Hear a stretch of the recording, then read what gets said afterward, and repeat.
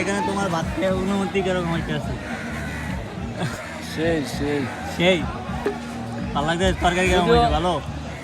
যদিও সব ঠিক আছে কিন্তু খাওয়ার পরিবেশটা সুন্দর হয় না। না আমি তো জায়গাটা অনেক সুন্দর আছে তো। দূরটা দেখো তুমি,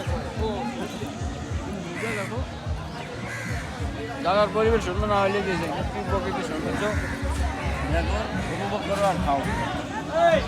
এমনি খাবার ভালো হয়েছে নাকি? হ্যাঁ, খাওয়া ভালো হয়েছে, খারাপ না।